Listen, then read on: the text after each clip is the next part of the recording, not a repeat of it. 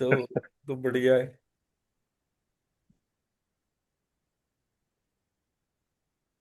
Sir आपका AI summit अच्छा रहा? गुड गुड, मेरे को दो तीन अच्छी क्वेरी मिली। एक बंदा तो उसकी बोट टाइप की कंपनी थी, मुंबई में ही, मुंबई का ही था। प्रशांत नहीं, पंकज शर्मा। तो he is a OEM provider to ये बोट, और दो तीन उसने बड़ी बड़ी कंपनीज के नाम बोले थे।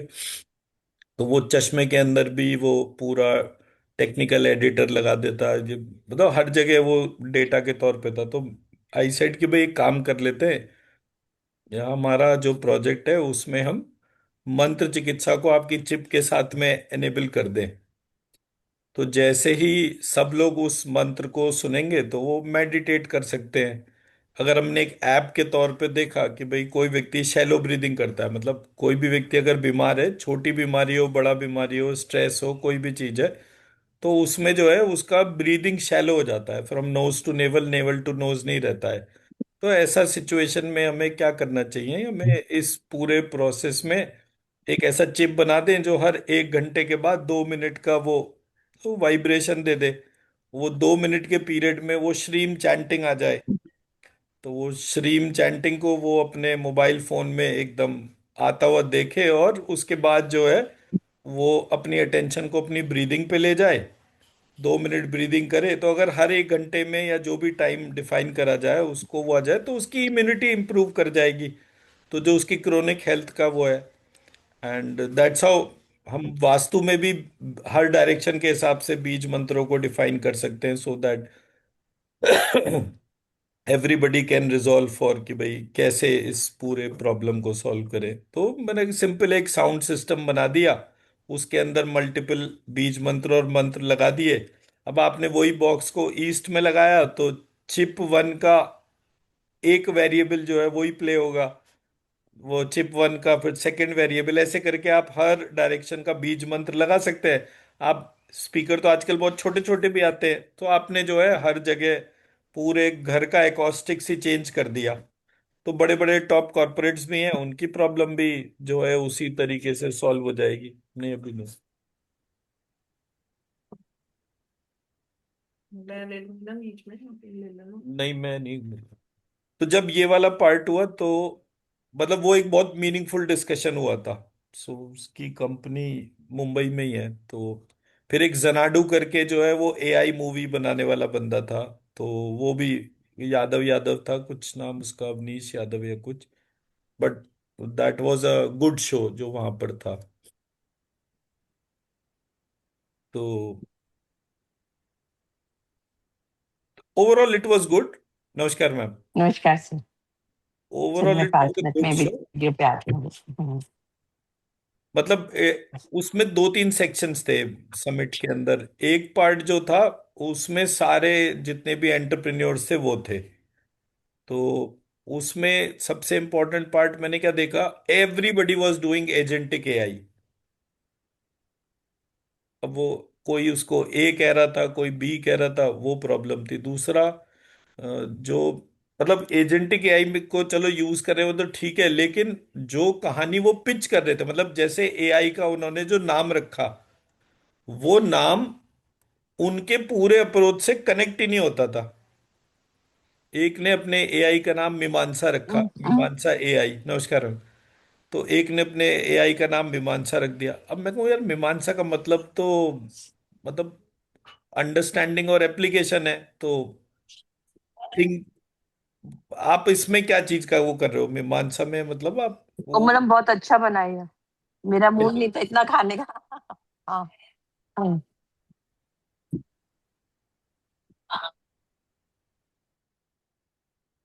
जी। तो जब ये वाला पार्ट हुआ तो मैंने आइडेंटिफाई करा कि ये हम काम करने के हिसाब से बहुत सारा स्कोप था, but the meaningful ideas were very less. मतलब वो सब लोगों को देख रहा था मैं, एक दो लोग तो आईएसबी वगैरह के क्वालिफाइड थे, बट व्हाट आई रियलाइज कि मतलब एक स्टार्टअप में जो एक क्या कहते हैं इसको, एक थॉट प्रोसेस जो होता है ना कि भाई मैं ये वाली चीज का प्रॉब्लम सॉल्व करूंगा, दैट वाज मिसिंग क्लियरली। वो उसके लिए तो मतलब मुझे ऐसा लगता है कि वो बहुत सख्त जरूरत है। हमारे मतलब जैसे गुरुजी एक मंत्र बोलते थे अक्सर, वो था उद्यम साहस धैर्यम बुद्धि शक्ति पराक्रम षडेट तत्र प्रवर्तते यत्र दैव सहायकृता। तो मैं कहता था क्या इसका मतलब क्या है इस मंत्र का। वो कहते थे उद्यम मतलब एंटरप्रेन्योरशिप नॉलेज, उद्यम साहस इज रिस्क कैलकुलेशन, उद्यम साहस धैर्यम इज पेशेंस, उद्यम साहस धैर्यम बुद्धि इज डिस्टिंक्शन टू डिस्टिंग्विश, शक्ति is creativity and innovation and पराक्रम is understanding of life cycle. तो मोटा मोटा ये छह चीजें अगर आप अपने सामने रखो तो ऐसा कभी हो ही नहीं सकता कि आप फेल हो जाओ। ठीक है। आज हमारा सिचुएशन क्या है कि जितने भी लोग स्टार्टअप या इस तरीके के प्रोसेस में जा रहे हैं, उनको ये छह एलिमेंट्स और इसकी यूटिलिटी नहीं पता। नमस्कार मैम। तो जब ये छह एलिमेंट्स एक ग्राउंड लेवल पर एक स्टूडेंट को पता हो कि हाँ भाई ये चीज ऐसे काम करती है, तब वो फिनोमिनल रिजल्ट्स देगी सबको। बट दैट वाज मिसिंग, मतलब ये मेरा एक ऑब्जर्वेशन था। मोस्टली ओपन एआई रिसोर्सेज, मतलब agentic AI is open AI resource, तो सारे के सारे लोग जो है वो उसी इकोसिस्टम का पार्ट था। सो मच सो दैट कि जैसे ब्लिंकिट पे आप कोई सामान खरीदो खाने का, तो उसके साथ एक कूपन आ जाता है कि ये एजेंटिक एआई का ये कोर्स है जो होता है। तो ऐसे करके वो कोर्स करने वाले लोग ऐसे ही वो उसमें अपना अपना। सबसे बड़ी बात क्या थी, वो इतना बड़ा एक मंडप जो था, उसमें स्टॉल का चार्ज ही नहीं था।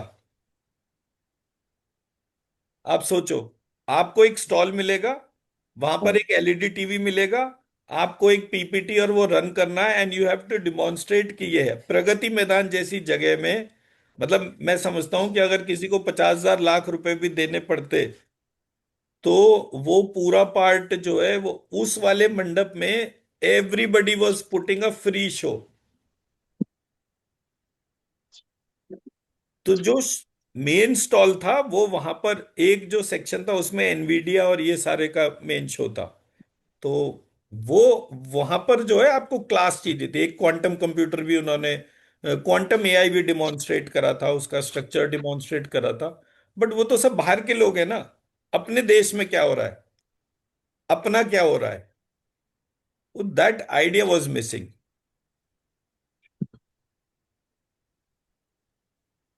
बाहर के नमस्कार लोग सर। तो आके कर ही रहे हैं, नमस्कार, बाहर के लोग तो आके कर ही रहे हैं काम। तो मुकेश अंबानी का जियो इंटेलिजेंस करके एक पूरा वर्टिकल था, मतलब ऑफ लेट जितनी भी जगह हम देख रहे हैं तो वो एक बहुत अच्छा सा वहां पे वो था। एजुकेशन इंस्टीट्यूशन थे, उसका मेजर गूफ अप हुआ था, वो गलगोटिया वाले ने बोल दिया हमने बिल्कुल। एआई में 350 करोड़ लगाए। तो मैंने कहा उसको इतनी फ्री की पब्लिसिटी मिल गई जितना उसने कभी सपने में भी नहीं सोचा होगा। तो so all that was there. खाने पीने के स्टॉल बहुत एक्सपेंसिव थे। 400, मतलब ऑर्डिनरी मसाला डोसा भी 400 रुपये से कम का नहीं था। वो खाया, रात को आया, लूज मोशन शुरू हो गए, फिर पूरे रात को परेशान होता रहा। सुबह होकर फिर मैंने आरती को बोला कि भाई मेरी हीलिंग ही कर दो, ये कंट्रोल ही नहीं हो रहा है। That was the story of AI summit.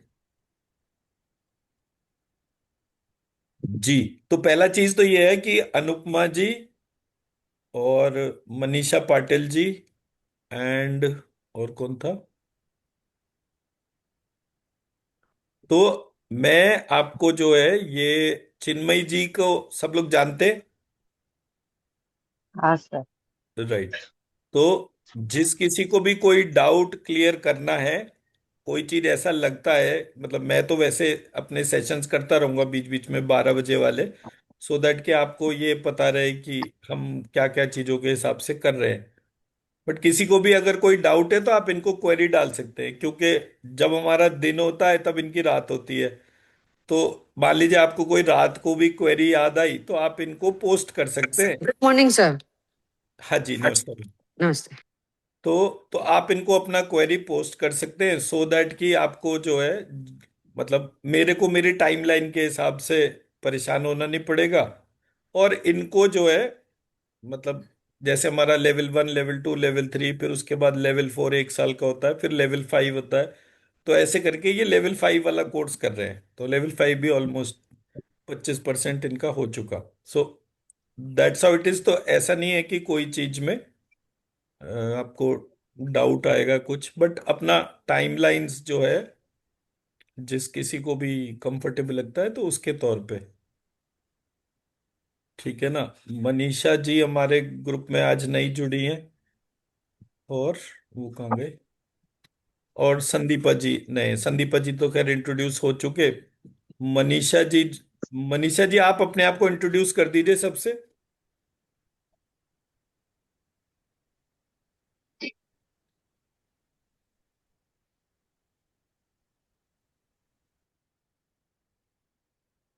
Hello जी, नमस्ते। मैं मनीषा पाटिल हूँ। महाराष्ट्र से बिलोंग करती हूँ और कई सालों से ऑकल्ट फील्ड में हूँ। बिफोर लॉकडाउन जो था वो ऑफलाइन था, और आफ्टर लॉकडाउन जो है वो ऑनलाइन प्लेटफॉर्म पर आ गई है। तो छोटे सा इंट्रोडक्शन है, बाकी और कुछ नहीं। और चलते रहते हैं क्लासेस, ट्रीटमेंट वगैरह बस, और नया कुछ सीखने की एक जिद होती है कि ये सीखना है। बट थोड़ा सा टाइम मैनेजमेंट का इश्यू होता है, बट फिर भी कर लेती हूँ। तो मनीषा जी का मनीषा हीलिंग फाउंडेशन है, आप यूट्यूब पे देखेंगे तो वहाँ पे बहुत सारे कोर्सेज ये कराते हैं। There lot of students of her जो कि जिनको वो एस्ट्रोलॉजी, हीलिंग और तमाम चीज़ों के कोर्सेज वगैरह सिखाते हैं। So likewise.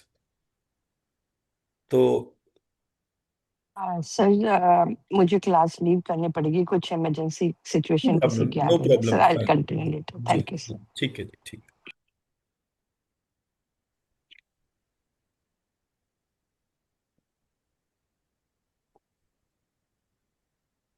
तो ये हो गया। अब हम अपने बेसिक्स पे वापस स्टार्ट करते हैं। पहले मैं जो नए लोग हैं उनके हिसाब से थोड़ा इनपुट शेयर कर देता हूँ।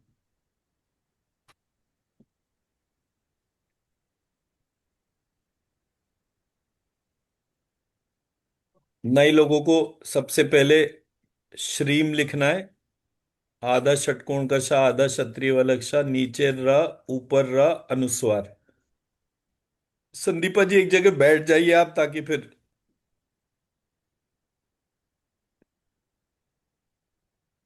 आप म्यूट हैं तो मुझे पता नहीं चल रहा आप क्या कह रहे हैं। हाँ जी। हाँ, तो ये जो है, ये सबको श्रीम बीज मंत्र लिखना है जी। Up to 3000 times daily. जी। और left hand, right hand and both hand. Left hand, right hand, both hand का मतलब है कि अगर हम दोनों हाथों से लिखना शुरू हो जाते हैं, धीरे धीरे करके ये प्रैक्टिस ग्रो करनी है। इनिशियली 108 बार से शुरू करते हैं और धीरे धीरे इसको बढ़ाते जाएंगे, 3000 टाइम्स डेली तक लिखना होगा। तो जब हम इस तरह से लिख रहे हैं, हमने लेफ्ट हैंड से मतलब 100 बार राइट हैंड से लिखा, 8 बार लेफ्ट हैंड से लिखा, 8 बार दोनों हाथों से लिखा। तो जब ऐसा करते हैं तो हमारा मिड ब्रेन एक्टिवेशन हो जाता है। मिड ब्रेन एक्टिवेशन होने के बाद में हमारे को जो सबसे बड़ा फर्क आता है वो ये आता है कि हमारी इंट्यूटिव एबिलिटीज बढ़ती जाती है। जैसे जैसे इंट्यूटिव एबिलिटीज बढ़ती है, वैसे वैसे हम हर वो काम, जैसे हीलिंग है तो हीलिंग में हमारी इंट्यूटिव एबिलिटीज का रोल प्ले है। इंट्यूटिव एबिलिटीज हमारी सीरियसली ऑब्स्ट्रक्टेड होती है।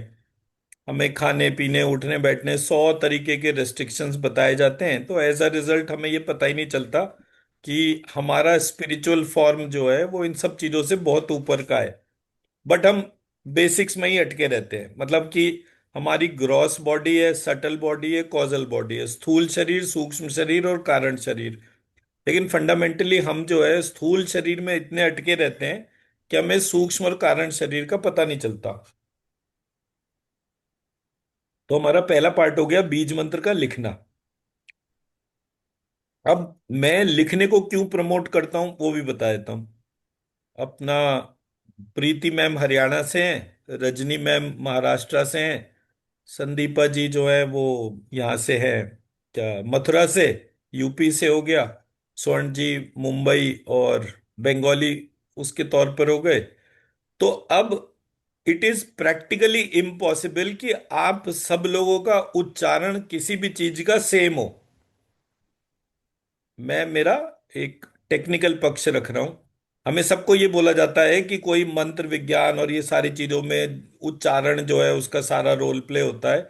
बट जितना मैंने स्टडी करा उसके हिसाब से उच्चारण का कोई भी रोल प्ले नहीं होता, क्योंकि टेक्निकली आप सब लोगों में जो भी वेरिएशन है उस वेरिएशन के बाद आप सब लोग सेम उच्चारण कर ही नहीं सकते। और उस दूसरी मतलब पहली चीज तो आप कर नहीं सकते, मान लीजिए आपने किया भी तो उसका बेंचमार्क कौन बताएगा।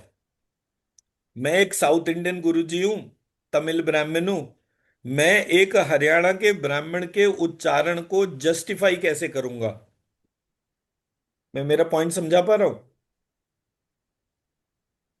तो जब मैंने इस वाले पॉइंट को देखा, अब मुझे वेरिएशन का रोल प्ले समझ में आया कि मैंने कहा मैं एक दफे जो है मतलब हमारे यहाँ जैसे नॉर्मली जो मिमिक्री आर्टिस्ट होते हैं वो कैसे वो नेपाली की एक्टिंग करता है, तो वो क्या बोलते हैं, ओ जी साहब जी साहब जी, नहीं साहब जी। वो स को शाह बोलता है, सिर्फ इतना फर्क होता है। लेकिन हम उसके लिए उसका मजाक उड़ाना शुरू कर देते हैं। मैथिली ब्राह्मण है, वो स को श और श को स बोलते हैं, वहां पर हम उसका मजाक उड़ाते हैं। जो हरियाणा का है उसकी वैसी ठेठ भाषा है, जो पंजाबी है उसकी अलग तरीके का है। ऐसे करके हम टोनैलिटी पर जब बेस होते हैं तो टोनैलिटी हमें डिवाइड करती है। लेकिन सबको जो बाइंड करता है वो बाइंड करता है थॉट। एज अ रिजल्ट जब मुझे ये वाला पार्ट समझ में आया तो मैंने सबको बोला कि थॉट को स्क्रिप्ट में लिख दीजिए। इसलिए मैंने सबको बोला श्रीम लिखना है। श्रीम कैसे लिखना है, आधा षटकोण का श, आधा क्षत्रिय वाला क्ष, नीचे र, ऊपर र, बड़ी की मात्रा और श्रीम, ये तरीका है। और मैंने सबको फॉन्ट शेयर कर दिया था, किसी के पास नहीं हो तो मुझे बता दीजिएगा। डॉटेड तक का मैंने फॉन्ट सबको शेयर कर रखा है, श्रीम लिखना कैसे है उसके तौर पे। अब जब आप श्रीम लिखते हैं और अपना left hand right hand both hand से लिखते हैं तो ये प्रोसेस में ट्रांसफॉर्मेशन शुरू होता है। और तीसरी चीज डॉक्टर आरती जो है वो आपको हीलिंग एक्सरसाइजेस के तौर पे बताएंगे। आप लोगों को अगर कोई टाइम स्लॉट ऐसा है जो लेट में ही सूट करता है तो चिन्मयी जी आप लोगों को हेल्प कर देंगे इन टर्म्स ऑफ कि एनर्जी को कैसे लिफ्ट करना है, कैसे प्लेन कर मतलब प्लेस करना है। तो फिर वो टाइम स्लॉट के तौर पर होगा कि अगर रात और दिन का हमारा फर्क है तो उसके तौर पे। अब यहां पर जो मतलब जैसे मान लीजिए मैंने श्रीम लिखा, तो श्रीम को थोड़ी देर पानी मारना है, उसकी एनर्जी लिफ्ट करनी है, अपने ऊपर डालनी है। तो जैसे जैसे ये प्रक्रिया हमारी स्टैंडर्डाइज होती जाएगी वैसे वैसे सब लोग जो है इस प्रक्रिया के थ्रू मंत्र का ऊर्जा उठा सकते हैं। अब मंत्र का ऊर्जा उठाने का मतलब क्या है, ये श्रीम ऐसे भी लिखा है, ये श्रीम ऐसे भी लिखा है। इस श्रीम में और इस श्रीम में क्या फर्क है, इसके अलावा श्रीम ऐसे भी लिखा जाता है, इसके अलावा श्रीम ऐसे भी लिखा जाता है, इसके अलावा श्रीम ऐसे भी लिखा जा सकता है, इसके अलावा श्रीम,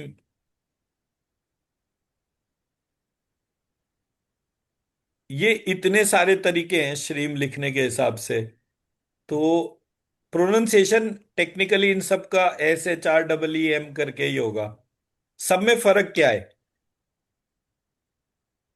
मनीषा जी पहले आप बता दो।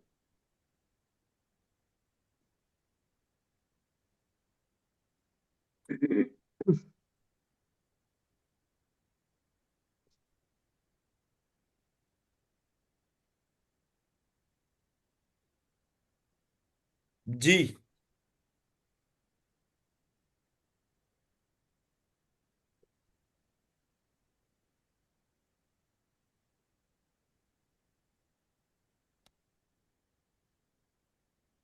ये वाला जो श्रीम होता है, ये वाला श्रीम आधा शहद वाला श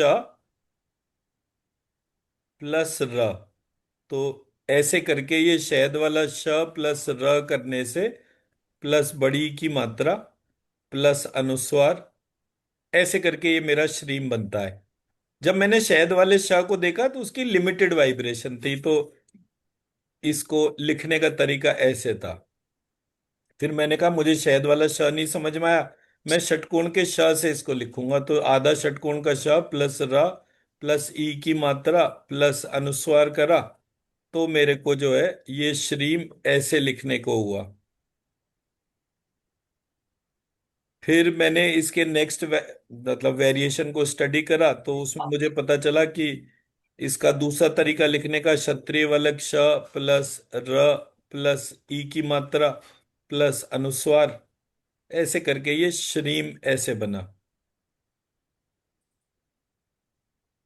तो जब मैंने ये देखा तो मुझे पता चला कि र की मात्रा जो थी वो दो तरह से थी। एक र की मात्रा ऊपर लगती थी, एक र की मात्रा नीचे लगती थी। तो जैसे मान लीजिए मैंने लिखा प्र, प्र में प के नीचे र लगा हुआ है।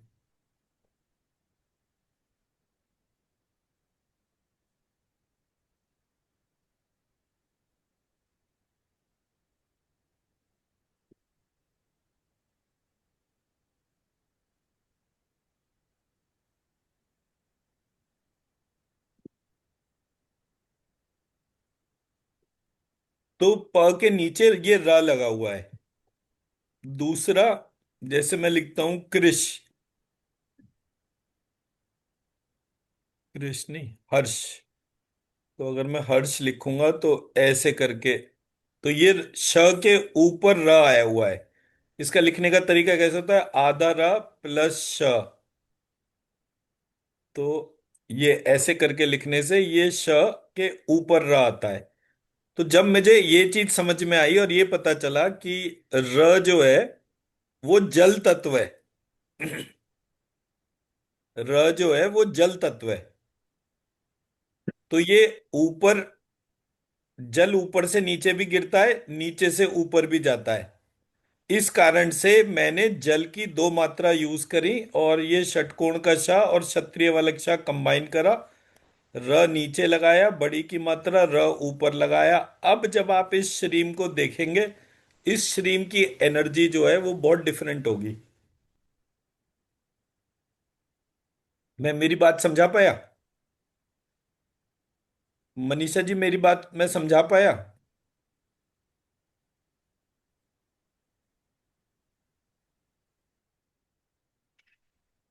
अब आप म्यूट हो गए, पहले ओपन था। जी जी सर, जी सर, एक्चुअली सर थोड़ा, जी कोई सर, बात नहीं, बट कोई मैं बात नहीं। सुन रही हूँ सर, हाँ मैं नहीं सुन ठीक है। रही हूँ। ठीक है, मेरा पॉइंट सिर्फ ये है कि ये हमारा एक बेसिक प्रोसेस था जिससे कि हमने स्ट्रीम लिखना और उसकी पूरी प्रक्रिया को चेंज करा। जी जब हमने ये चेंज करा तो हमने इसी चीज से रिलेटेड प्रोसेस में जब कोई मंत्र उसकी एनर्जी को देख रहे थे, तो हमें समझ में आया कि एनर्जी जनरेट कैसे हो रही है। जब मैं षटकोण का श और क्षत्रिय वाले श का प्रयोग कर रहा हूं, एनर्जी जनरेशन हायर था, तो मैंने इन दोनों को यूज कर लिया, आधा श और क्ष। षटकोण का श शिव का प्रतीक था, क्षत्रिय वाला क्ष शक्ति का प्रतीक था। तो मैंने इन अ वे शिव शक्ति को कंबाइंड करा। अब मैं अगर शिव और शक्ति को अलग अलग करता हूं तो मुझे अट्रैक्शन पता चलता है। तो मैंने उस अट्रैक्शन को जब टारगेट करा तो मुझे पता चला कि ये शिव शक्ति के बीच के अट्रैक्शन से रस की उत्पत्ति हुई। रस कौन है? मैं वो रस हूं जो शिव शक्ति से उत्पन्न हुआ। तो मेरे शरीर में नवरस थे। तो जब मैंने उन नवरस को देखा तो नवरस कौन से थे? मन, आत्मा, काल, दिशा, आकाश, वायु, अग्नि, जल और पृथ्वी। इस प्रकार से ये 9 रस की फॉर्मेशन थी जिसको मैं देखने समझने के तौर पे प्रयोग करता था। अब इन्हीं फॉर्म्स को जब हम चेक करते हैं तो एक जो दूसरा एस्पेक्ट कहा जाता है वो नवरस, जब आप गूगल करेंगे तो आपको वो खट्टा मीठा ऐसे करके जो है वो रसों के बारे में बताया जाता है। वो रस और ये रस दोनों फर्क चीज है। जिस रस से ये पृथ्वी का निर्माण हुआ, इस ब्रह्मांड का निर्माण हुआ, हम उस रस की बात कर रहे हैं यहां पर। तो रस वाइज जो है, मेरे शरीर के भीतर जो रस प्रधान होगा और जो रस कमजोर होगा उसकी प्रक्रिया हम यहां पर लेकर आए। मैं मेरा पॉइंट समझा पाया? अब ये जो थॉट प्रोसेस है ये मेरा बेसिक फिलॉसफी हो गया जिसकी वजह से मैं इस शिव शक्ति को टारगेट कर रहा हूं। अब मैं नेक्स्ट स्टेप पे जाता हूं। मेरा नेक्स्ट स्टेप है, मुझे इसके साथ साथ जो मैंने श्रीम बीज लिखा है, इसके साथ साथ मुझे गाइडेड मेडिटेशन करना है। सो मेरे यूट्यूब चैनल के ऊपर जो है 5 मिनट से लेकर 2-2 घंटे तक के गाइडेड मेडिटेशन है। कोई सा भी एक मेडिटेशन उसको रेगुलर सुने, रात को और सुबह, रात को सोने से पहले और सुबह इमिडिएटली उठने के बाद, सो दैट कि आपका एनर्जी बॉडी, मतलब जब आप रात को सोने से पहले उस मेडिटेशन को सुनेंगे तो उसका नेट इम्पैक्ट ये होगा, आपको रात को नींद अच्छी आएगी, गहरी नींद आएगी, थकान नहीं फील होगी। जब आप सुबह उठते ही मान लीजिए आपकी सुबह अर्ली मॉर्निंग आंख खुल जाती है, ढंग से नींद ही नहीं आती है, रोगी व्यक्ति की परेशानी भी ये होती है कि उसको नींद की प्रॉब्लम होती है। सुबह आप उठे, आपकी अर्ली मॉर्निंग आंख खुली, आपने फिर एक गाइडेड मेडिटेशन लगाया, हेडफोन लगाया और उसको सुनना शुरू कर दिया। अब सुबह से रात तक, सुबह वाली मेडिटेशन से अच्छा समय निकलेगा रात से सुबह तक। So you will be energy wise cheerful. मैं मेरा पॉइंट समझा पाया? राइट। फोर्थ स्टेप जो हम बोलते हैं वो है, हमारे को लाइफ में प्रॉब्लम्स आती क्यों हैं। 3 रीजन होते हैं जिनको हमें रिजॉल्व करना होना चाहिए। एक है दान, एक है दमन, और एक है दया। हमारे अलावा जो कोई भी है उसको अन्नदान करना चाहिए। अन्नदान मतलब भोजन खिलाना चाहिए। चिड़िया, कुत्ते, चींटियां, मछलियां, जिसके पास जो भी एक्सेस हो उसको वो अपनी कमाई का 10% वैल्यू जो है उसका वो भोजन कराए। टिपिकली जैसे हमारे यहाँ, जैसे ये अपना पूनम जी हो गए या मनीषा जी हो गए, ये लोग एस्ट्रोलॉजी और ये सारी फील्ड में हैं। तो इस फील्ड से जो भी वो पैसा जनरेट करते हैं उसका 10% वैल्यू जो है वो भोजन खिलाने में करे। और जितना भी पैसा है, इसको मेरे गुरुजी क्या कहते थे, जब आप किसी को एक रोटी खिलाते हैं तो 40 दिन बाद 40 रोटी आपके अकाउंट में आ जाती है, आफ्टर 40 डेज, एंड आफ्टर 40, और मतलब 40 टाइम्स। तो अगर कोई व्यक्ति निर्धन है और वो रोज एक रोटी खिलाना शुरू करता है, 1 सेकंड दीजिए।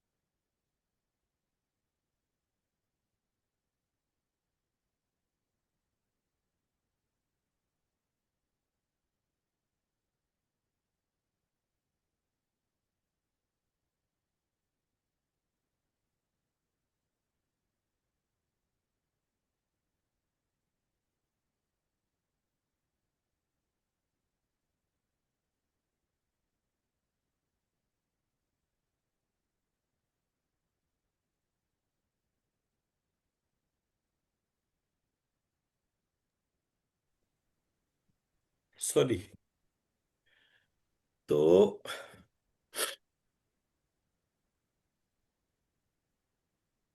तो हमारे को दान, दमन और दया, दान में अन्न दान करना चाहिए, दमन में इच्छाओं का दमन करना चाहिए, बट अगेन 10% हमें, मतलब 90% हमें अपनी इच्छाओं के ऊपर दमन करना चाहिए, 10% रिलीज करना चाहिए। मान लीजिए मेरे पास 10 लाख रुपए हैं, और मेरे को जो है मन कर रहा है कोई भी लग्जरी आइटम खरीदने का, जो मैं बहुत टाइम से सोच रहा हूं बट मैं उसको नहीं कर पा रहा। तो मेरे को लग्जरी आइटम कितनी वैल्यू तक का खरीदना चाहिए? 1 lakh, not more than that.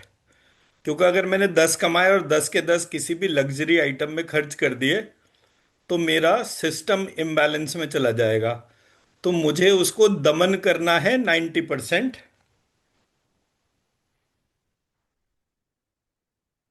और 10% रिलीज करना है। सो ये एक पार्ट है। दया, दया किस पे करनी चाहिए?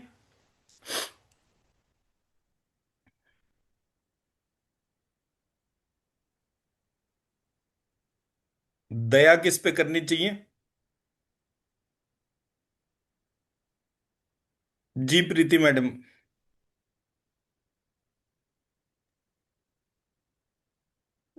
सर दया हमें हर उस प्रकृति की हर चीज पे दया करनी चाहिए सर। अच्छा। अपने से कमजोर के प्रति, अपने से किसी नीडी के प्रति। ओके।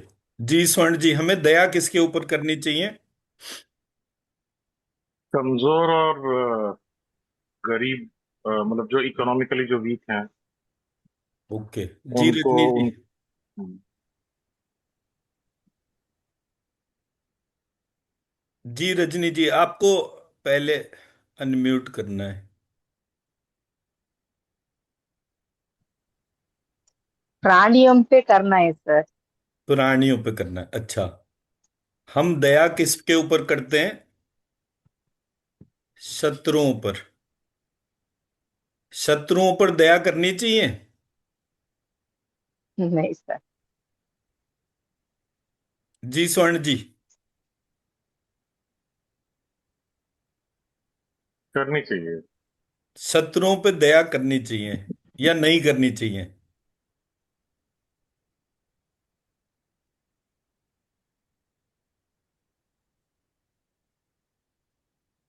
सर काम, क्रोध, लोभ, मोह जैसे शत्रुओं पर तो दया नहीं करनी चाहिए। ओके। और अगर दूसरी तरीके से देखा जाए कि किसी ने हमारे प्रति कुछ किया है और हम आगे बढ़ने के लिए, उसे लेट गो करने के लिए उसे छोड़ते हैं, तो वो एक अलग चीज से हो गया। देखो जी, ऐसा है, मोटा मोटा, ये ना थ्योरेटिकल करेक्शन करने की बात कर रहा हूं मैं। हमारे को हमारा सिस्टम क्या कहता है? अरे भाई, ये लड़ाई झगड़ा नहीं करना चाहिए। तो ये कौन कहता है? जो हमें अकेला देखकर 10 जनों के साथ मिलके जो मार के जाता है, वो हमें क्या जी। सिखाता है?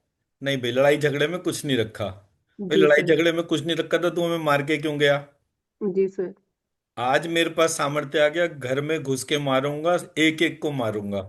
जी सर। ये किसके लिए कहा गया है टर्म? ये कहा गया है रोग एवं शत्रु के लिए। ठीक है। अगर आप अपने रोग को अधूरा छोड़ देंगे, उसको बिल्कुल जड़ से खत्म किए बिना रुक जाएंगे, तो वो छोटा रोग कल को क्या हो जाएगा? बड़ा हो बड़ा। जाएगा। बड़ा हो बड़ा हो जाएगा। जाए। आज जो आपके पास में शत्रु है, वो कल को छोटे से बड़ा हो जाएगा। तो चाणक्य ने पंचतंत्र के अंदर बोला, 3 चीजों का हमेशा ध्यान रखना चाहिए: मित्र, शत्रु,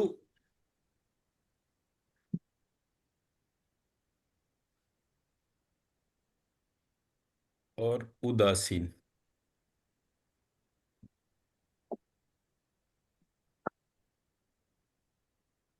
तो जब मैंने ये वाले पूरे स्ट्रक्चर को समझा, तो सबसे ज्यादा बेनिफिट किस में है?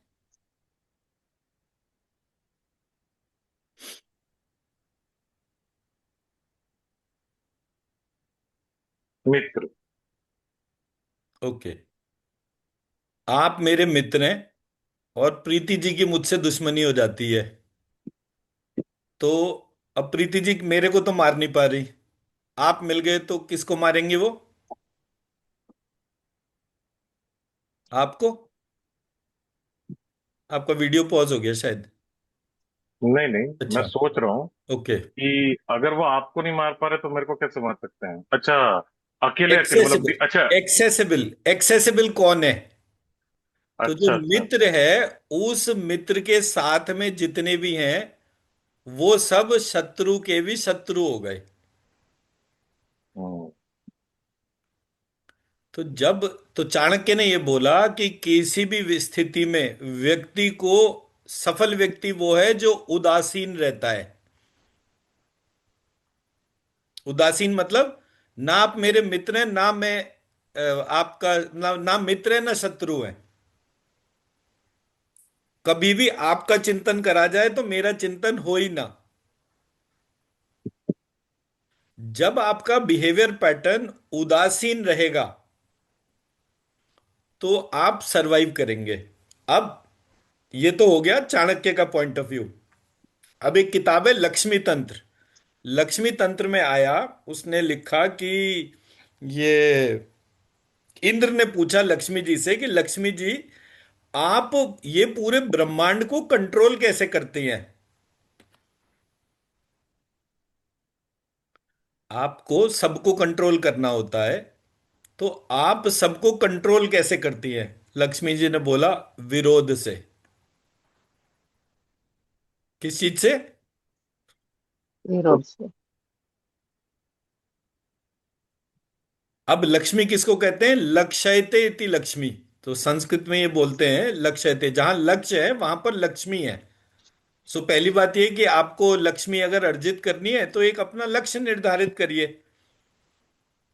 तो जब आप लक्ष्य के ऊपर केंद्रित होंगे, तो अब आपका लक्ष्य पूरा होने के लिए आपको किसी का विरोध सहना है। विरोध का शमन। एक पिक्चर आई थी अग्निपथ, हम्म। अमिताभ बच्चन की, बड़ी पॉपुलर मूवी थी। उसमें थे एक मास्टर दीनानाथ चौहान। तो मास्टर दीनानाथ चौहान जो है वो अच्छा काम कर रहे थे, घर घर में जो है शिक्षा और ये सब दे रहे थे। दूसरा था एक और व्यक्ति जो नेगेटिव कैरेक्टर वाला था, वो शराब बेचता था। तो जो शराब बेचता था उसका विरोध किसके तौर पर हो गया? मास्टर दीनानाथ चौहान के हिसाब से विरोध हो गया। जैसे ही वो विरोध जो है, उसमें मास्टर जो है उन्होंने कहा, अरे मैं, मेरा कोई शत्रु नहीं है, मेरे लिए सभी मित्र हैं। वो उसने, उसके तो वो नियम था नहीं, उसने तो निपटा दिया। निपटा दिया तो उसका पूरा राज्य, उसका सारी व्यवस्था उसकी वापस उसको मिल गई। अब क्योंकि उसने शत्रु को बच्चा समझकर छोड़ दिया, तो बच्चा जब बड़ा हुआ, बच्चा जब बड़ा हुआ तो उसने जो है तुरंत उसका सारा सेटअप उखाड़ दिया, तो कांचा चिन्ना जो एंड में मार दिया गया। एंड दैट्स हाउ वो अग्निपथ की कहानी बन गई। बट वो अग्निपथ की कहानी को आप आज के रेलेवेंस में ध्यान से देखिए। आप आइडेंटिफाई करेंगे आपने सही जगह विरोध किया नहीं। जहां पर आपको विरोध करना चाहिए था, इस कारण आपका जो शत्रु है वो छोटे से बड़ा हो गया।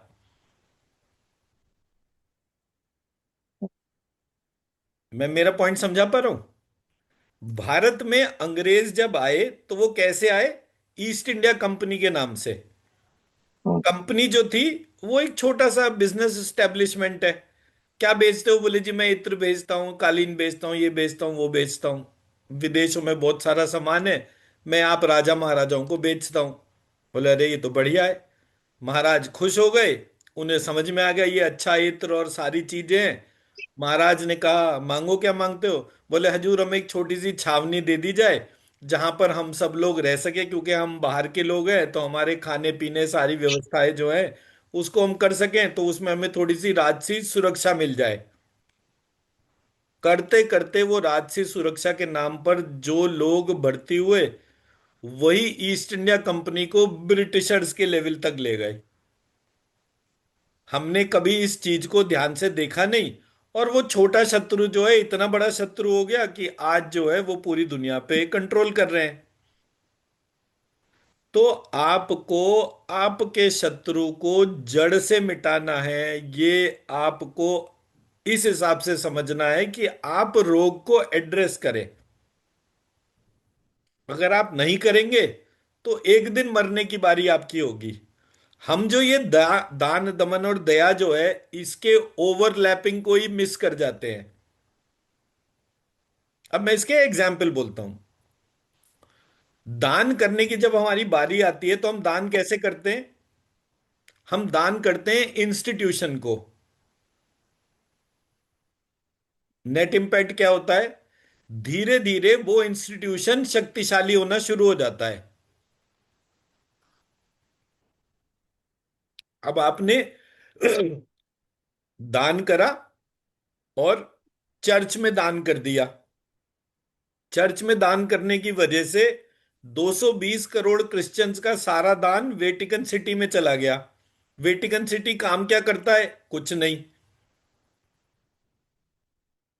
नेट इम्पैक्ट क्या हुआ? वेटिकन सिटी ने वो प्रोसेस जनरेट करना शुरू कर दिया जो किसी देश या संस्था को जो है वो धन के मार्ग को, क्रिश्चियनिटी के कन्वर्जन को, उसको जगह दे रहा है। जो 190 करोड़ मुसलमान थे, आपने वहां पर मक्का मदीने में दान देना शुरू कर दिया। आपके दान देने की वजह से वो पूरा का पूरा इंस्टीट्यूशन जो है वो उन सारी चीजों को चेंज कराना शुरू हो गया जो उसके गवर्निंग्स में थी। अगेन इंस्टीट्यूशन बलवान हो गया। तो आपको दान इंस्टीट्यूशन को देना है या व्यवस्था, मतलब खुद करना है? मैं मेरा पॉइंट समझा पाया? जब आप इंस्टीट्यूशन को दान करते हैं तो आप एक प्रॉब्लम को जन्म देते हैं, बिकॉज वो प्रॉब्लम आपके पूरे प्रोसेस को ओवरलैप करके खत्म कर रही है। क्यों? क्योंकि दान बिना मेहनत का पैसा है। अगर आपने मेरे को दान देना शुरू करा तो मैं पहले अपनी कॉस्ट लगाऊंगा, फिर उसके बाद उसको आगे करूंगा। तो जो आपका एक रोटी 40 दिन में 40 रोटी हो सकती थी, वो पूरी प्रक्रिया जो है ऑब्स्ट्रक्ट हो गई। तो ये दान का वो नियम था जिससे आपका धन 40 गुना बढ़ सकता था। बट आपने उसको किसी भी संस्था को देना शुरू कर दिया बिना उसके पूरे R&D करे। एज अ रिजल्ट आपको प्रॉब्लम आनी शुरू हो गई।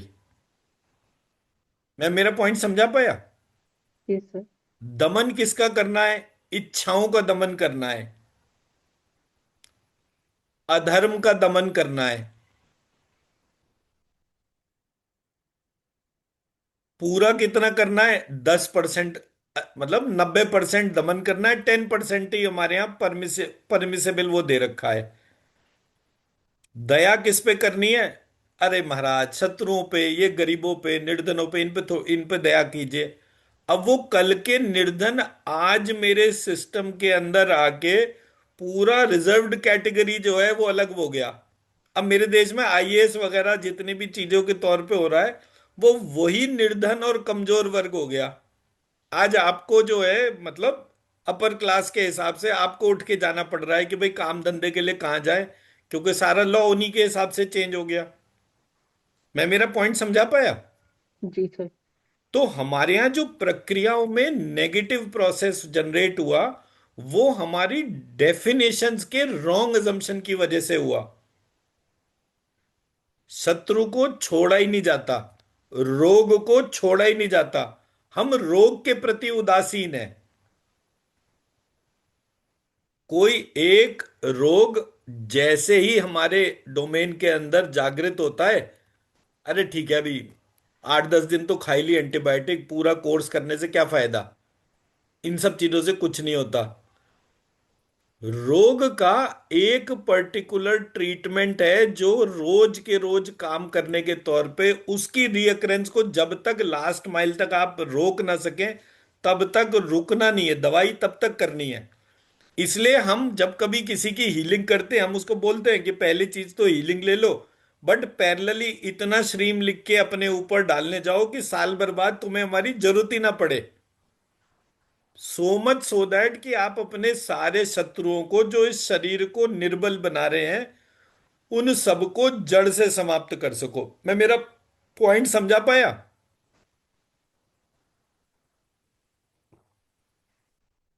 संदीपा जी, मैं मेरा पॉइंट समझा पाया?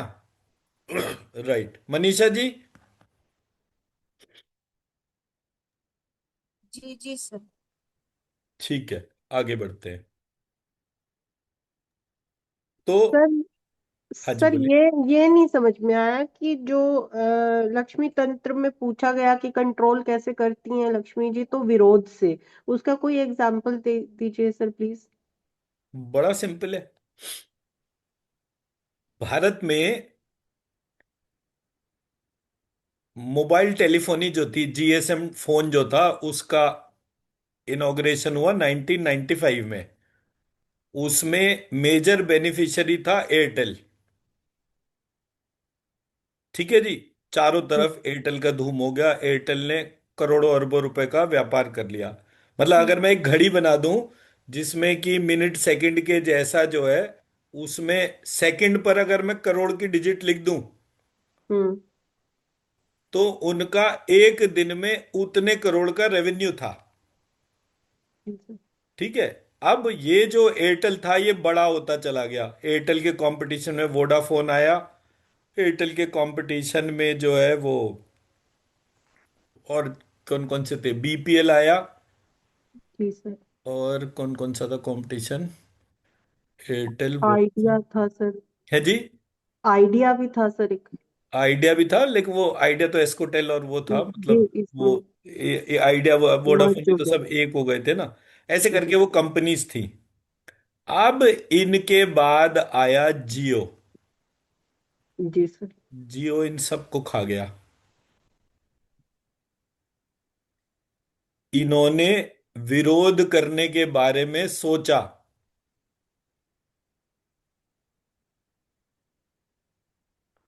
इनको जो काम करना चाहिए था वो नहीं हुआ।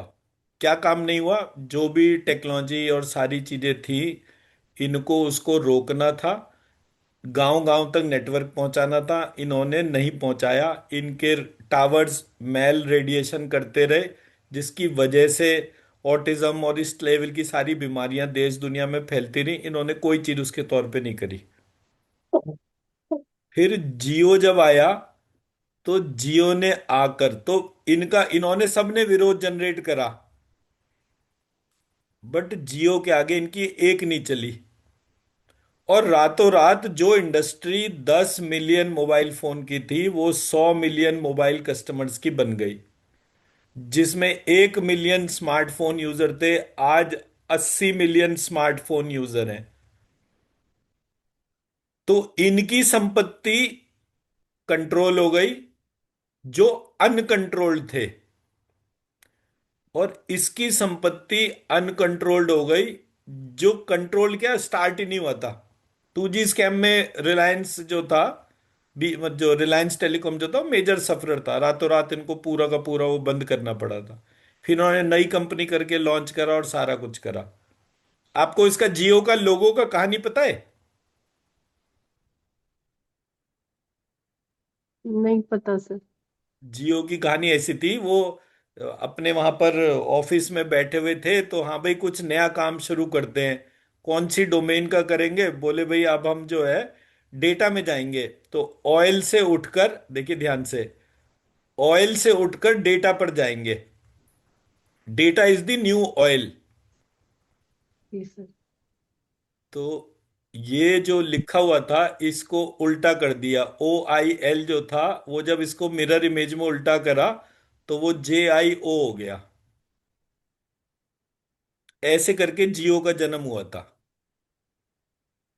और मैं क्योंकि टेलीकॉम में ही था तो इसलिए ये सारी कहानियां बड़ी करीब करीब से देखने को मिली, तो बड़ी आई ओपनर थी मेरे लिए कि ये तो लक्ष्मी जी जिसको सपोर्ट करती हैं और लक्ष्मी जी जिसको रोकती हैं वो उसके ओपोनेंट के थ्रू रोकती हैं।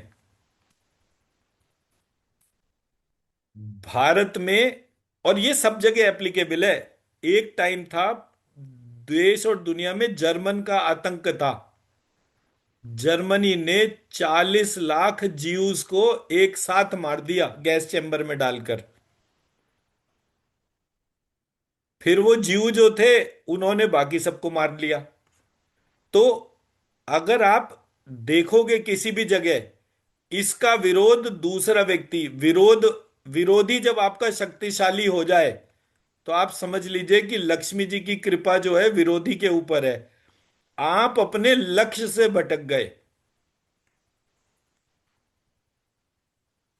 आप अपने लक्ष्य से भटक गए, जैसे ही आप अपने लक्ष्य से भटके तुरंत विरोधी आपके ऊपर हावी हो गया। आपको रोग हुए, आपको कोर्ट कचहरी हुई, आपको फिनेंशियल लॉसेस हुए। ये सब क्या है? विरोध है ये। फंडामेंटली ये क्या बता रहा है? आप अपने लक्ष्य से भटक गए।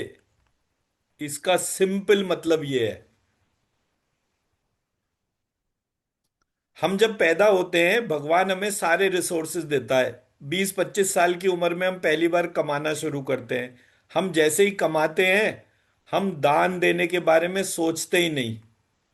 एज अ रिजल्ट जितना भी हमारे घर परिवार के लोगों के पूजा पाठ का फल होता है हमें वो मिल जाता है, and as a result we become reluctant towards anything.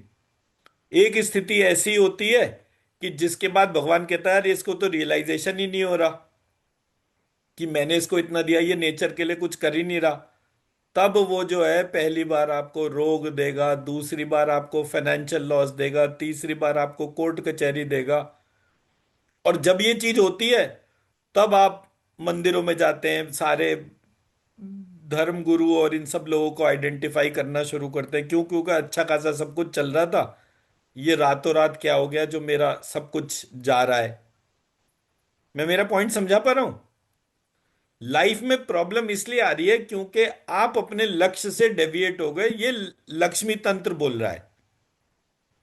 आपके पास लक्ष्य अगर नहीं है तो भी ये आप ही की समस्या है, किसी दूसरे की नहीं है। मैं मेरी बात समझा पाया?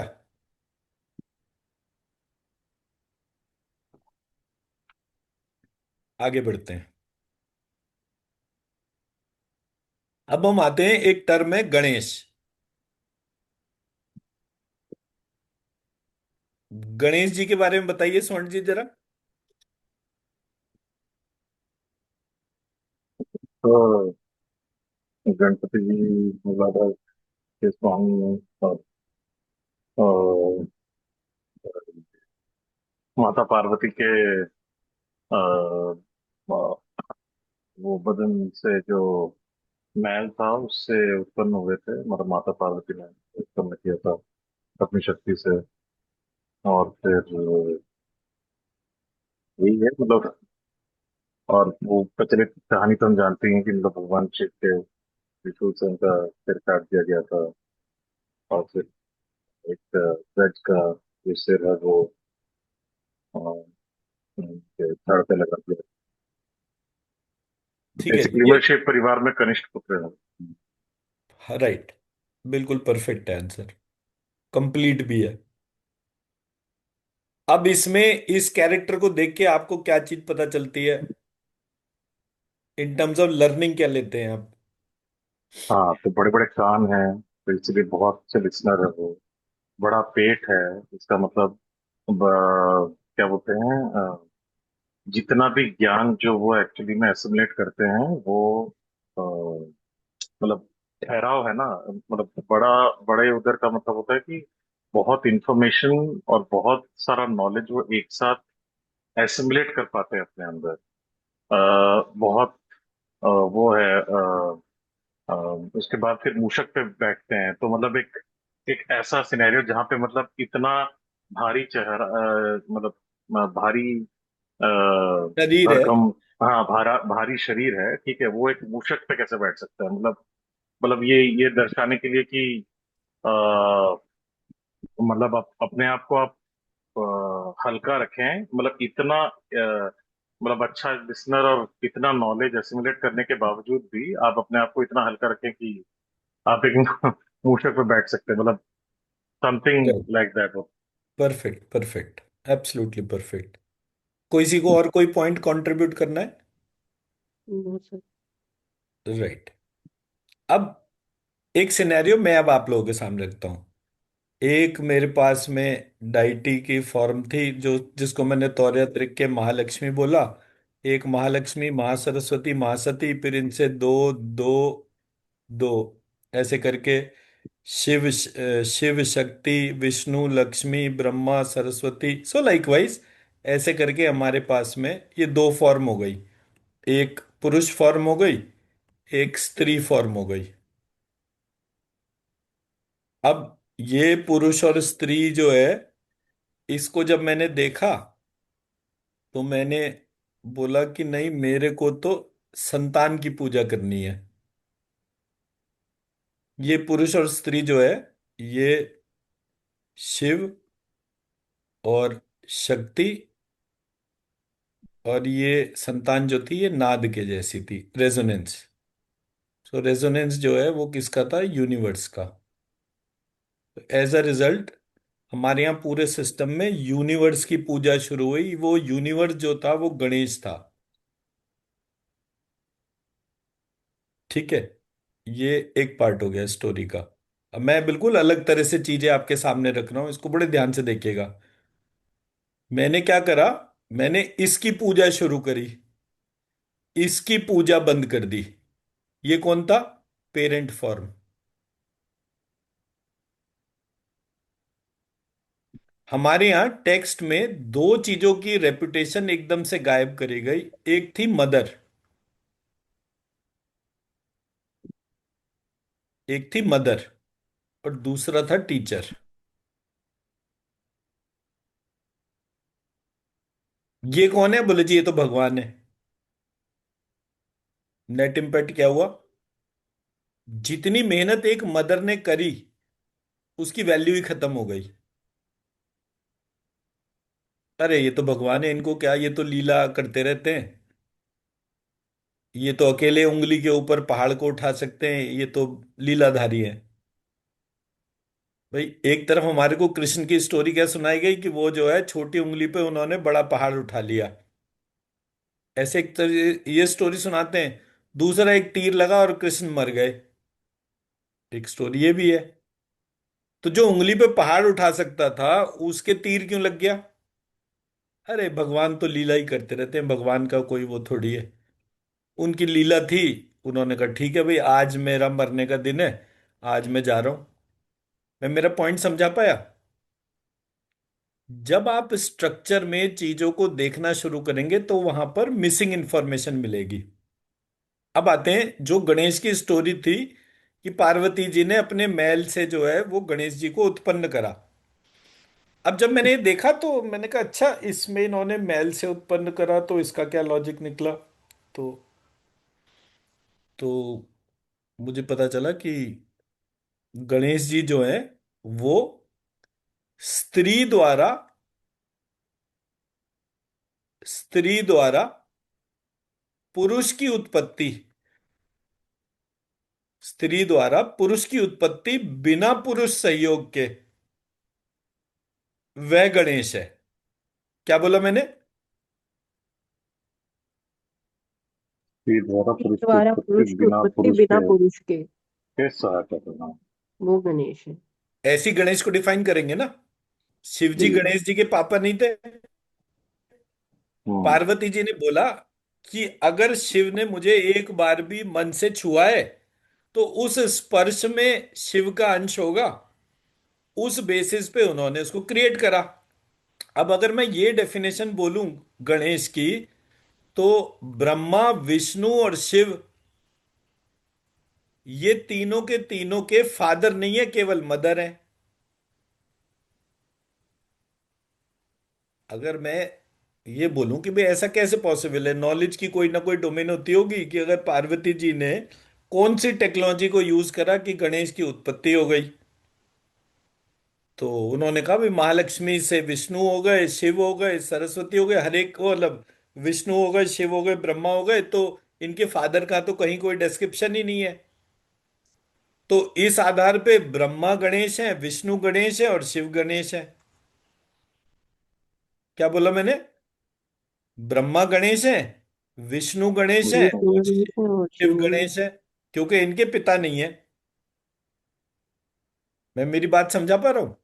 जी सर। अब जब मैंने इन तीनों फॉर्म को देखा तो ये पता चला कि ब्रह्मा कौन है, बोले जी ये यहां पर जो है ये सृष्टि की उत्पत्ति करते हैं। विष्णु कौन है, बोले जी ये सृष्टि का पालन करते हैं।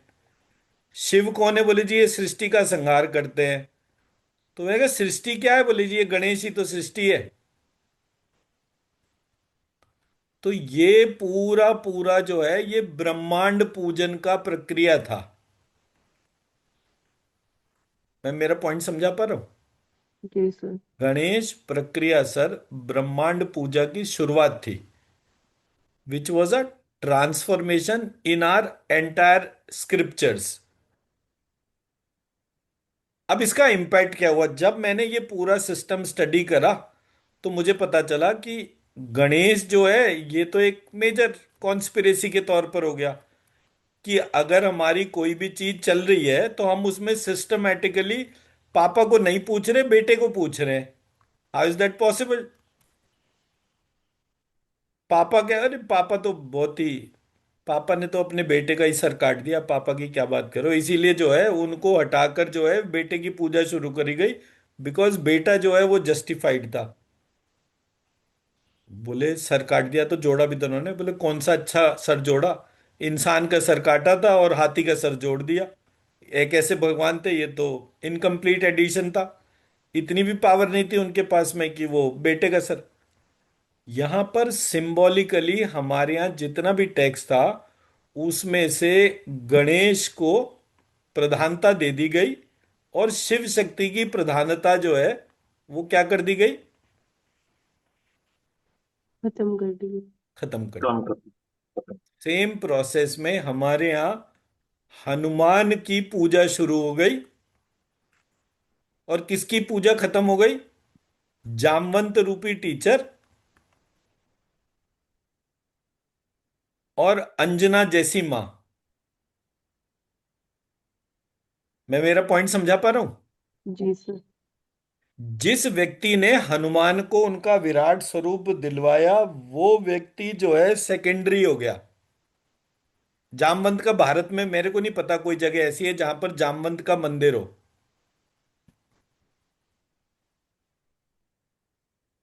तो हमारे यहां मदर और टीचर को डिमीन कर दिया गया। क्या कर दिया? डिवीन कर दिया। जी। डिमीन कर दिया। जब मुझे ये प्रक्रिया समझ में आई तो मैंने बोला मुझे गणेश जी का पूजन अकेला नहीं चाहिए, मुझे गणेश के साथ कार्तिकेय का पूजन चाहिए। क्यों चाहिए, अब उस पे आते हैं। गणेश प्रतीक है ब्रह्मांड का। अब ये ब्रह्मांड का भी कौन सा प्रतीक है? मानसिक सृष्टि। पार्वती जी ने मन के इच्छा के आधार पर मानसिक सृष्टि कर दी। कार्तिकेय कौन है? मैथुनी सृष्टि। ये इसकी वैल्यू खत्म कर दी।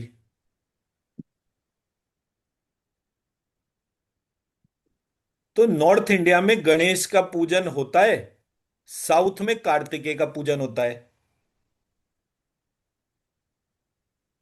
अब इस प्रॉब्लम को रिजॉल्व कैसे करना है?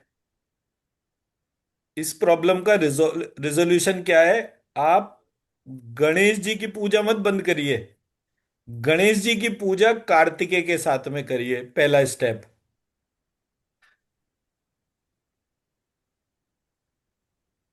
मैं मेरा पॉइंट समझा पा रहा हूं? गणेश जी की पूजा बिना रिद्धि सिद्धि के मत करिए।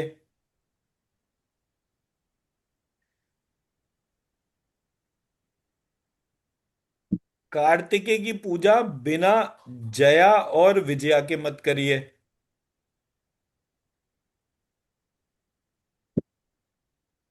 मैं मेरा पॉइंट समझा पा रहा हूं? जी सर। हम जब अपने आप पूरे सिस्टम में इस स्वरूप के साथ पूजन कर रहे हैं, गणेश, कार्तिकेय, जया, विजया। अब जया को लिखने का तरीका क्या है? अंजया। विजया को लिखने का तरीका क्या है? वी अंजया। गणेश को लिख, और कार्तिकेय का नाम क्या है? षडानन।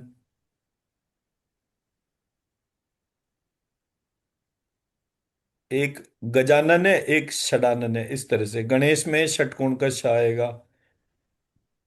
रिद्धि सिद्धि जो है, सिद्धि को लिखने का तरीका जो है वो ऐसे है, सिद्धि हो जाएगा ये। अब आप लोगों ने क्या करना है? इस एनर्जी को लिफ्ट करना है। गणेश विद रिद्धि सिद्धि, कार्तिकेय विद जया विजया, और अपने मूलाधार चक्र में डालना है। कहाँ डालना है? मूलाधार चक्र। मूलाधार चक्र में। अब इसको यहीं से लिफ्ट करें। अभी मैं यहाँ पे कोई बीज मंत्र नहीं लिख रहा, सिर्फ एक थॉट को चेंज कर रहा हूं कि मेरे मूलाधार चक्र को कौन धारण कर रहा है जी? गणेश नहीं, मेरे मूलाधार चक्र को गणेश और कार्तिकेय दोनों धारण कर रहे हैं। और गणेश और कार्तिकेय अकेले नहीं है, वो अपनी अपनी शक्तियां रिद्धि और सिद्धि के साथ, जया और विजया के साथ। तो मतलब जया विजया सिंबॉलिक नेम्स हो गए। आप उनकी पत्नियों का, हमारे यहाँ उसमें एक तो देवसेना दे रखा है नाम शायद उनका, हाँ जी कार्तिकेय हाँ जी जी। की पत्नी का। रजनी हाँ मैम जी। क्या नाम दे रखा है? आप पहले अनम्यूट तो करिए अपने आप को। देवसेना है सर। देवसेना तो एक पत्नी है, दूसरी पत्नी कौन है? एक मिनट,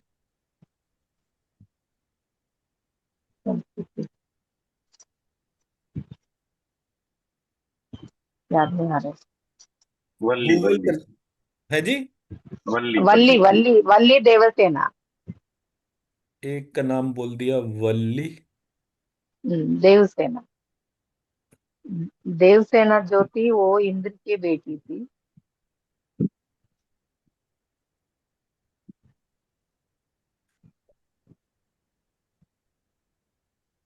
ठीक है, अब ये जया विजया है, वल्ली या देवसेना है, कोई भी हो। देवसेना में स को षटकोण का श मान लीजिए थोड़ी देर के लिए, ऐसे करके। अभी सिर्फ थॉट को, इन दो को, एनर्जी को लिफ्ट करिए और अपने मूलाधार चक्र में डालिए। 1-2 मिनट लंबी गहरी सांस लीजिए और फिर बताइए क्या आपने एक ऑब्जर्व करा। एक साथ डालना है सर, अलग अलग डालना है? एक साथ ये पूरे इमेज में जो गणेश, रिद्धि सिद्धि, कार्तिकेय, षडानन, जया विजया या वल्ली देवसेना, जो भी है अभी हमें नहीं पता, बट हम इन दोनों शक्तियों को उनकी पावर्स के साथ, उनकी शक्तियों के साथ में अपने मूलाधार चक्र में इन्वोक करते हैं।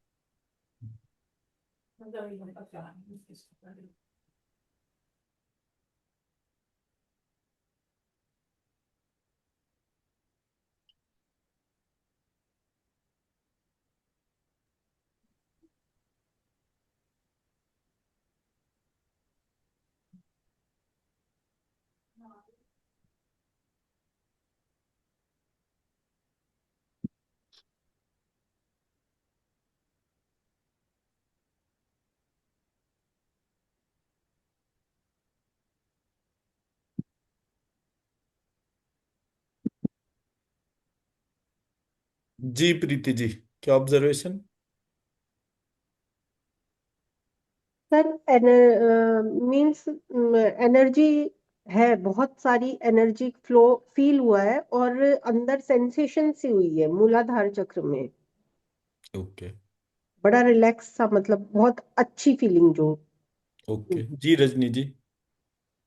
मुझे वो सेंसेशन तो हुआ है, मगर मूलाधार के पास ऐसा गर्म सेंसेशन हुआ है सर, बहुत।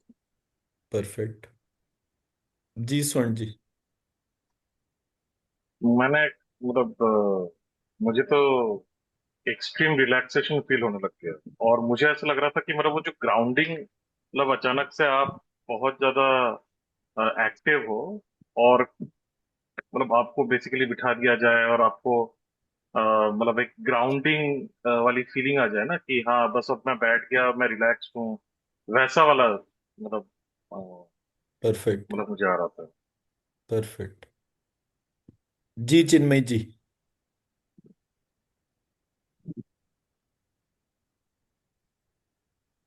Sir, it is appearing like it means two energy are joined. They like a symmetrical structure, but the difference is one side. It was appearing like complete space. There is nothing but there is feeling of energy, and the other side, the energy is changing forms, perfect. like something. Perfect जी, पूनम जी। जी। मेरे fingers में ऐसे लग रहा था sensation, then I was thinking कि something is flowing, the current is flowing, and somewhere down the line I was feeling very angry, so I don't know you are feeling इसको वेरी। क्या connection हो रहा है।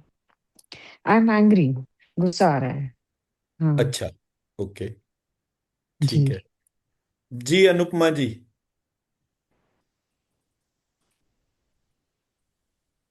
जी sir. जी बताइए, क्या feedback? Sir मेरे को तो मैंने आपको बताया था कि लिफ्ट करना कैसे करते हैं, वो तो नहीं मुझे मतलब कुछ किया। कुछ करना ही नहीं था। जी। आपको ये इमेजिन करना है, जैसे मान लीजिए आपके सामने पानी रखा है, ये पानी को आपने उठाया और अपने मूलाधार चक्र में डाल दिया।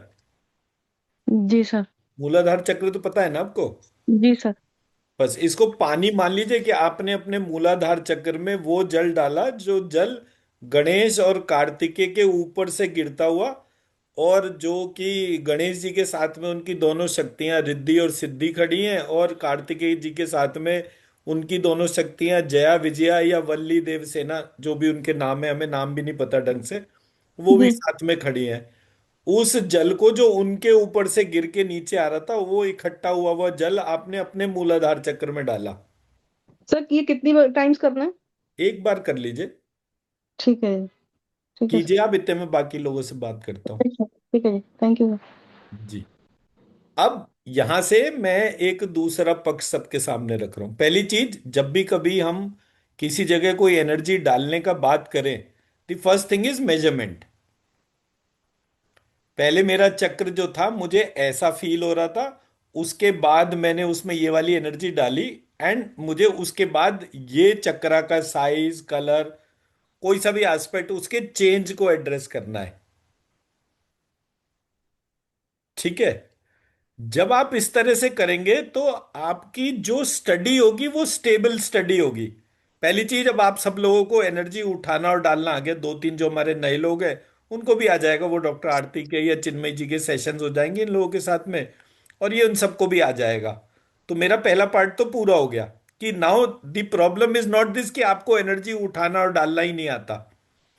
लेकिन अगर आप प्रोटोकॉल को ध्यान नहीं करेंगे, you won't be able to observe why I am saying this. अब जैसे मैं बोलूं कि पूनम जी ने बोला कि मुझे गुस्सा बहुत आ रहा था, अब ये it is never that process जो गुस्सा आए। मेरा आज तक जी के किसी भी उसके तौर पे ये पॉसिबल ही नहीं है। गुस्सा गुस्सा क्यों आएगा?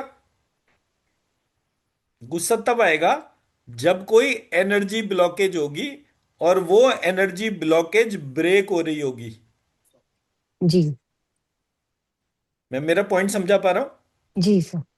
जब तक कोई भी अननेचुरल प्रोसेस ना हो, तब तक नेगेटिव इमोशन जनरेट ही नहीं हो सकता। Always there will be a positive emotion. तो अगर आप अपने मेजरमेंट को बिफोर एंड आफ्टर पहले स्कैन करें, मेरी इस समय क्या स्थिति है, अब मैं इसके ऊपर इस एनर्जी को डाल रहा हूं, अब क्या स्थिति हुई, मुझे क्या फील हुआ। अगर आप इतने विजिलेंट होंगे ना, आपको कभी दिक्कत नहीं आएगी। मैं मेरा पॉइंट समझा पाया? अब मैं आता हूं मेन पॉइंट पे जिसकी वजह से ये वाली चीज हुई। मेरा क्या है, मेरे को कोई चीज अगर लगे कि भाई ये वाली चीज में कोई सरदर्दी है, सबसे पहले मैंने ये जितने भी रेकी प्राणी हीलर टाइप के लोग देखे, उन्होंने टर्म यूज करा ग्राउंडिंग। ग्राउंडिंग क्या होता है? अर्थ एलिमेंट पे होता है। क्या हो गया इसको?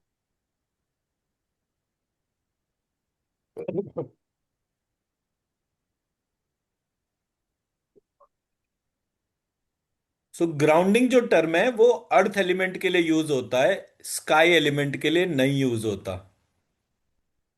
मैं मेरी बुआ जी के साथ बैठ के बात कर रहा था। बुआ जी ने कहा, तू भी हर जगह बेकार की बातें करता है। मैं, क्या हो गया?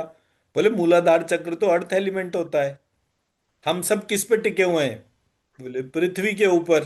तो बोले, हमारा मूलाधार चक्र जो है वो पृथ्वी तत्व ही होगा ना, जिसको मूल आधार कहा जाता है। मैं, लो आप भी ऐसी बात करो, पृथ्वी किस पे टिकी हुई है? बोले, किस पे? मैंने कहा, आसमान में। पृथ्वी कोई पृथ्वी पे थोड़ी टिकी हुई है, आसमान में टिकी हुई है। तो जैसे ही मैंने ये वाला लॉजिक बोला, शी सेड, हाँ भाई तेरी बात तो ठीक है।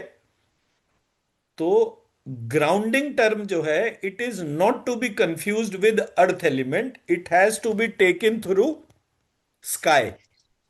ग्राउंडिंग का मतलब है वो जगह जहां पर की सारे कनेक्शंस हो।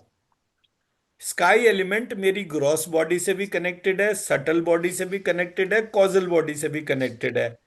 क्योंकि वो सब जगह इक्वली कनेक्टेड है, इसलिए उसके लिए टर्म ग्राउंडिंग यूज होगा। Grounding is not to be confused with earth element, कि जमीन पे बैठ गए। No, wrong assumption। मैं मेरा पॉइंट समझा पाया स्वर्ण जी? जब मुझे ये पार्ट समझ में आया कि एक बार हमने किसी का कुछ काम करा, उसने बोला हमारी फाइनेंशियल हीलिंग कर दो, उसका कोई मोटा पेमेंट कहीं फंस गया, मैंने फाइनेंशियल हीलिंग करी और मैंने कहा जी मैं 10% लेता हूँ इस तरीके की केसेस में। बोले, हाँ हम आपको दे देंगे, कोई दिक्कत नहीं है। जब पैसे देने की उसके पैसे आ गए, जब उसने हमने उससे मांगे, अब उसने 25,000 रुपये दे दिए। मैंने, मुझे चाहिए ही नहीं, आप रखो। अब जब ये वाला केस हमारे साथ हो गया, आरती ने कहा तुमने क्यों मना कर दिया, 25 तो आ रहे थे, कम से कम वो ले ले लेते। मैंने कहा नहीं, यहां से मुझे लर्निंग मिली है। मेरी लर्निंग ये है, मेरा मूलाधार चक्र इतना स्ट्रांग ही नहीं है कि वो सामने वाले से पैसे ले सके। तो मैं मेरा काम ही नहीं पूरा कर पा रहा। तो काम पूरा होने के बाद मैं उसके इंसेंटिव और रिवॉर्ड को इसलिए नहीं सस्टेन कर पाया क्योंकि मेरा मूलाधार चक्र रेडी नहीं है। मेरे मूलाधार चक्र की हीलिंग करो। मैं मेरा पॉइंट समझा पा रहा हूं? आप लोग जितने भी हैं, जब जब एफर्ट करते हैं, आपके एफर्ट के टाइम पर लास्ट मिनट में जो लोग जॉब करते हैं उनके प्रमोशन ड्यू होते हैं और प्रमोशन किसी और का हो जाता है। ऐसा क्यों होता है? जो लोग जितने पैसे, मतलब उनसे कोई पैसा उधार ले गया, उनको पैसा ही वापस नहीं कर रहा, ऐसा क्यों होता है? जहां जिसकी जो संपत्ति है, उसको उस संपत्ति का लीडरशिप वाइज हक क्यों नहीं मिल रहा? ऑल दिस लीड्स टू कि मेरा मूलाधार चक्र वीक है। It is not strong. अब दो तरीके का पार्ट हो गया, एक हो गया मैथुनी सृष्टि और एक हो गया मानसिक सृष्टि। थॉट वाइज हम एलिवेट हो गए, but we are not able to generate creative energies within us. Creative energies कहां से जनरेट होंगी? जब मैं गणेश को रिद्धि सिद्धि के साथ में इन्वोक करूंगा। हमारे घर में जितनी भी पूजा घर में स्टैचूज होंगी, उसमें गणेश की स्टैचू जरूर होगी, लेकिन रिद्धि सिद्धि की नहीं होगी। नहीं हो। क्यों? पहला पार्ट। दूसरा पार्ट, मेरे घर में, अच्छा साउथ इंडियन है तो साउथ इंडियन क्या कार्तिकेय की होगी तो जया विजया की या वल्ली देवसेना की वैसा नहीं होगी। तो हमारे, है। आपके यहाँ दोनों है? दोनों है सर, फोटो में वल्ली देवसेना दोनों है। फोटो में, हाँ तो ठीक है, मतलब दैट इज फाइन। हम्म। तो आपको वैसे भी फाइनेंशियल कोई दिक्कत थोड़ी है, फाइनेंशियली तो आपको परफेक्ट है, उसमें थोड़ी प्रॉब्लम है आपको। हेल्थ वाइज प्रॉब्लम है, हेल्थ का प्रॉब्लम मैं अभी रिजॉल्व कर देता हूं। अब जब मैं मूलाधार चक्र में इन पांच को इन्वोक कर, मतलब इन तीन और तीन छह को इन्वोक करता हूं, तब मेरे मूलाधार में जो एनर्जी सस्टेनेंस है वो फिनोमिनल होनी शुरू होती है। किसी भी रीजन से मेरा एफर्ट वीक ही नहीं होता। Kartikeya is a very very unique feature. आप कार्तिकेय को जब स्टडी करेंगे, कार्तिकेय इज मैथुनी सृष्टि में, मतलब अगर आप पूरा सृष्टि की प्रक्रिया को ध्यान से देखें तो उसमें यह बोला गया कि अर्थ के ऊपर, अर्थ कैसे फॉर्मेशन हुई अर्थ की, अर्थ जो है सोलर सिस्टम से, मतलब सूर्य से उसका वो हुआ, रिस्ट्रक्चरिंग हुई सूर्य की, और उससे मल्टीपल पार्ट्स गिरे, हर पार्ट से एक एक प्लैनेट बन गया। अर्थ was one of the planet. मैं मेरा पॉइंट समझा पा रहा हूं? सेकेंड पार्ट क्या हुआ कि वो अर्थ जो है उसने अपने आप को रिस्ट्रक्चर करा, और वो क्योंकि सूर्य का पार्ट था तो मॉल्टन हॉट लावा था वो।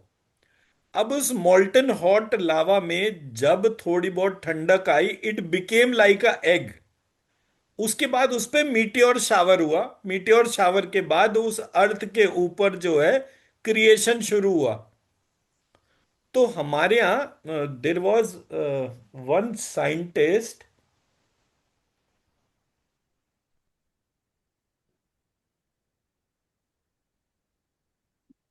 क्या नाम था उसका, Rao,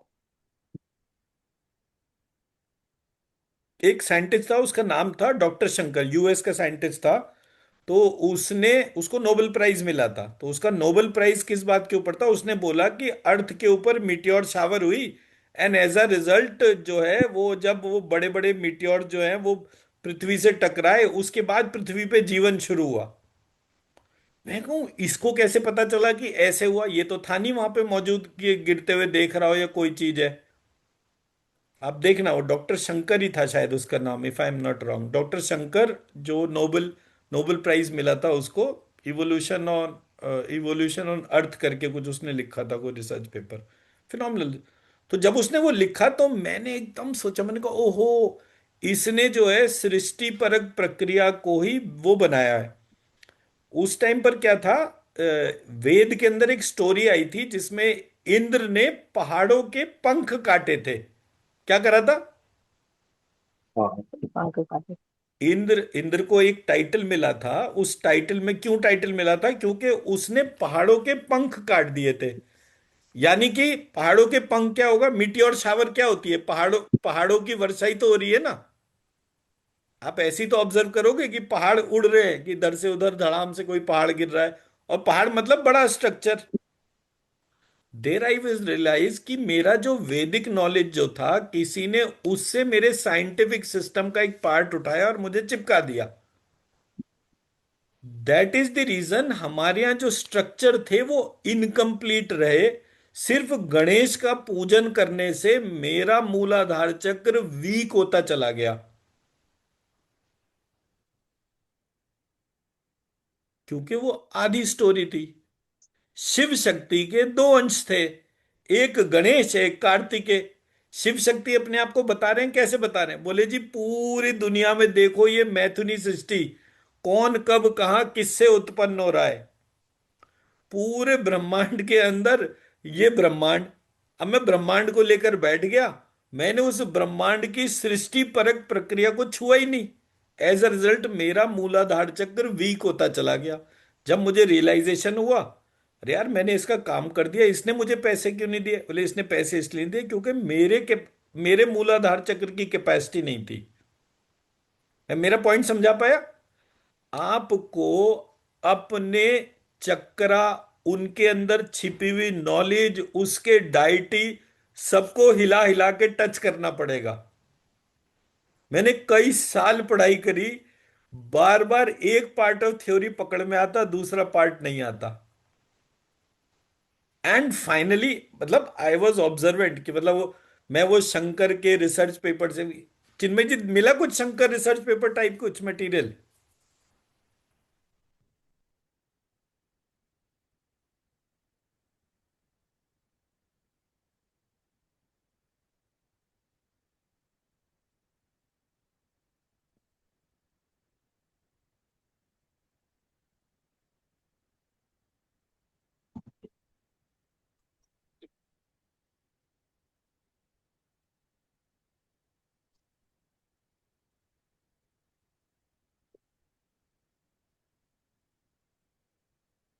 sir, is it Subramanyam Chandrashekhar?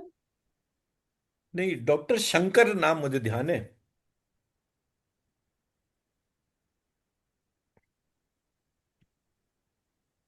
Doctor Shankar था एक, जहां तक मुझे सही नाम ध्यान है।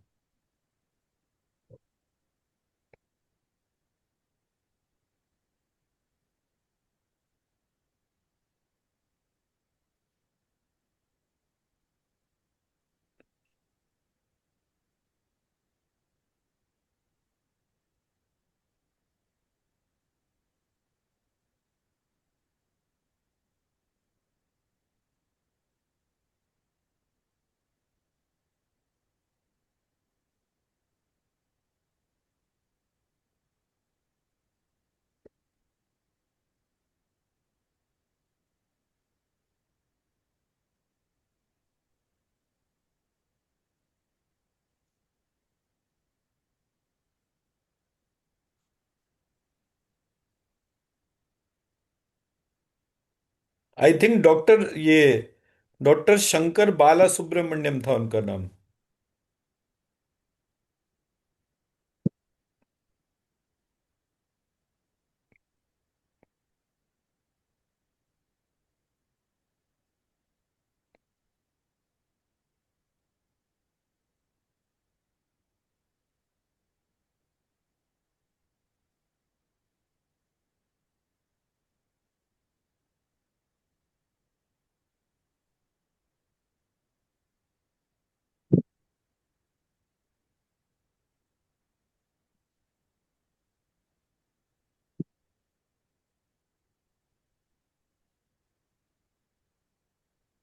कम से कम जिस चीजों से हम वंचित रह जाते हैं उसका रूट कॉज का रेवोल्यूशन तो हुआ।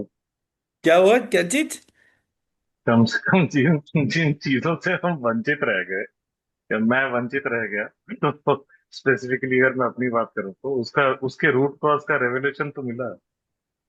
सोहन जी मैं आपको सच बताऊं, मतलब जब मैंने काम करना शुरू करा था, तो मतलब हम लोग तो क्योंकि अपने गुरुजी से बहुत ज्यादा अटैच थे। मैं और मेरा कजिन, वो वहीं बॉम्बे में ही रहता है, he was once used to be national head with Facebook. तो मतलब हमारे को खबर मिली दोनों जनों को, मैं उस समय जम्मू में था, वो शायद अहमदाबाद या बॉम्बे में था कहीं, कि ऐसे ऐसे गुरुजी चले गए। तो ही वॉज थिंकिंग लाइक कि यार पता नहीं, चारों तरफ स्टेशन पे भी जाम होगा, टिकट्स नहीं मिलेंगे, ये होगा वो होगा। और जब हम वहां पे पहुंचे गुरुजी के वहां, तो 2-5 हजार लोग मुश्किल से थे, कि ऐसा भी नहीं कि कोई बहुत ज्यादा लोग थे। तो व्हाट आई रियलाइज कि एक व्यक्ति ने 60-70 साल काम करा जिस डोमेन के अंदर, उसको फिनोमिनली ग्रो करा, वहां पर लोग नहीं थे जितने हमारी एक्सपेक्टेशन, और वो ये था। उसका फंडामेंटल रीजन ये था, हमें वैल्यू ऑफ नॉलेज नहीं पता था कभी। मैं और मेरा कजन, हम दोनों जने जो है, वो उस पार्ट को रियलाइज कर रहे थे इन टू डिफरेंट एस्पेक्ट्स। मेरा ये था कि अगर ये नॉलेज डोमेन या ये नॉलेज का जो बैरियर जो है ये अगर खत्म हो गया तो मेरी नेक्स्ट जनरेशन को मैं दूंगा ही क्या। मैं उनको तो मैं बीटेक और एमबीए या ऐसे ही करके पढ़ाना चाहता हूँ ना, मैं उन्हें वो वेद वाला ब्राह्मण तो बनाना नहीं चाहता। तो एक टाइम ऐसा होगा कि धीरे धीरे धीरे धीरे ये बच्चे जो है अपना कोर पार्ट भूल जाएंगे, तब मैं कैसे चीजों को सॉल्व कर पाऊंगा। तो अंडरस्टैंडिंग दैट गैप, मैं तो वो गैप फिल करने के लिए मतलब एक लास्ट मिनट प्रेशर था कि अच्छा गुरुजी चाहते थे कि मैं ये अपना जो भी रिसर्च है जो भी एस्पेक्ट पे काम कर रहा हूँ उसको बंद ना करूं। तो मैं ठीक है, जहां नाश वहां सवा सत्यानाश, कोई फर्क नहीं पड़ता। अदरवाइज उनके रास्ते पे चल के सीरियस फाइनेंशियल लॉसेस हुए। बट मैंने फाइनली ऐसा हुआ कि मैं मेरी नेक्स्ट जनरेशन को क्या देकर जा रहा हूं। उन्होंने मेरे को जितना मर्जी जो उनका प्रैक्टिकल डोमेन था उसमें जो भी लिमिटेड रिसोर्सेज थे उन्होंने मेरे को तैयार करने में अपना सब कुछ डाला। As a attitude of gratitude मैं मेरी नेक्स्ट जनरेशन को क्या देकर जा रहा हूं, इसलिए मैं इस काम को करने बैठ गया। पैसा वगैरह तो खैर भगवान की दया है कि मतलब डैडी इतना छोड़ गए कि ये नहीं है कि कोई भूखे मरने की नौबत आ जाए, कोई ऐसा कुछ भी नहीं है। बट पॉइंट सारा का सारा ये था कि अगर मैं इस काम को नहीं करूंगा तो फिर करेगा कौन। तो इसलिए मैंने बोला कि जब आप अपने लक्ष्यते इति लक्ष्मी, कोई तो रीजन होगा ना कि आप और हम कनेक्ट हुए, हम्म, हेल्थ का, वेल्थ का, XYZ, कोई भी रीजन सही। बट अगर मैं और आप कनेक्ट हो रहे हैं तो कनेक्ट करने वाली महालक्ष्मी जो है उसका कोई ना कोई पर्पस जरूर होगा। पूरे प्रोसेस में सिर्फ अपनी एनर्जी को ना अपने लक्ष्य पे केंद्रित करिए। आपने जब मुझे बोला था ना कि वो श्रीम को लिखने से हमारा एक कदम कम होता है, मैं मतलब दो I was not in consensus with your approach, क्योंकि मेरा मानना है कि ये मंत्र लिखने और सारी की सारी चीजों से आप छोटे मोटे चीजें कर सकते हैं। मेन पार्ट जो सबसे काम का है वो ये है, ये आइडेंटिफाई करना कि जो हमारा डिवाइन क्रिएटर है वो क्रिएटर काम क्या क्या करता है और हम उस काम को कैसे ओन कर सके। कि अब आप थोड़ी देर आराम करो, मैं करता हूं आपके हिस्से का काम। हमारे अंदर स्पिरिचुअल पावर्स या डिविनिटी जिसको कहते हैं वो आएगी तभी। तो पहला चीज एक्नॉलेजमेंट कि देर is a creator, first step. Second step is creator करता क्या क्या है। थर्ड स्टेप, मैं उसमें से कौन सा काम ओन कर सकता हूं। अगर मैं इन तीन स्टेप्स को डिफाइन कर लूं तो मेरी पावर्स फिनोमिनल हो जाएंगी। It doesn't matter at all.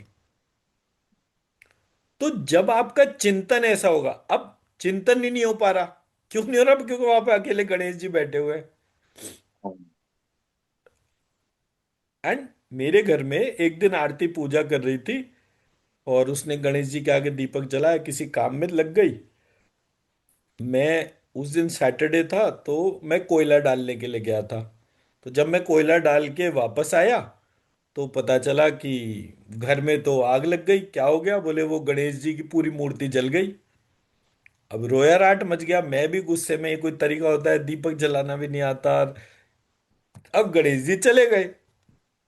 अब जब गणेश जी गए तो मैं सोचने बैठ गया, मतलब मैं ऐसा व्यक्ति हूं कि मैं कोई काम करता हूं तो आधे अधूरे मन से कभी नहीं करता। गणेश जी हमारे घर में आए थे इन द ईयर 2006। मैंने उस दिन से एक पंडित जी सुबह शाम उनकी आरती करने के लिए डेप्यूट कर दिए थे, क्योंकि वो सफेद आंकड़े का पेड़ था जिसकी जड़ में से वो गणेश जी निकले थे और हमारे घर में थे। तो मैंने उनको उस तरह से रखा। मैंने कहा ऐसा कैसे हो सकता है कि हम कोई चीज का वही नहीं कर पाए हो कि ये नाराज होके हमारे घर से चले जाए। मतलब एक नाराजगी थी कि व्यक्ति जल कर चला गया, हमने तो दीपक जलाया लेकिन वो। तब मैं सोचने लगा कि कुछ ना कुछ गड़बड़ तो है। There is some message which is there, it is a incomplete worship. तो वो गणेश के साथ कार्तिकेय और कार्तिकेय इन दोनों के साथ में इनकी रिद्धि सिद्धि और जया विजया जा या देवसेना वल्ली, जो भी नाम है उनके तौर पे, उनको सबको आवाहन करना है मुझे मूलाधार चक्र में। जब ये थॉट आ गया तो वो जो जलने का गुस्सा था वो अपने आप ही शांत हो गया। अदरवाइज उन दिनों मैं भयानक गुस्सा आता रहा मुझे लगातार, मतलब मैं ये बर्दाश्त ही नहीं कर पा रहा था कि वो चीज ऐसी हो जाए, क्योंकि इतना मन से सारी चीजें करी थी तो वो कैसे हो गया। तो जब आप एक भाई की पूजा कर रहे हो, दूसरे भाई की नहीं कर रहे हो, तो दोनों भाइयों के हिसाब से उनकी शक्तियों की पूजा नहीं कर रहे, आपके ध्यान में भी नहीं आ रहा, then there is a problem.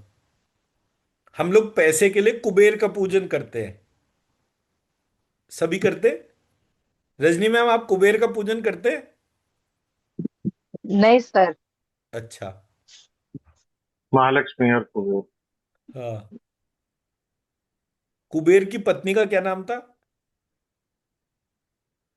पता नहीं सर। रंभा नहीं।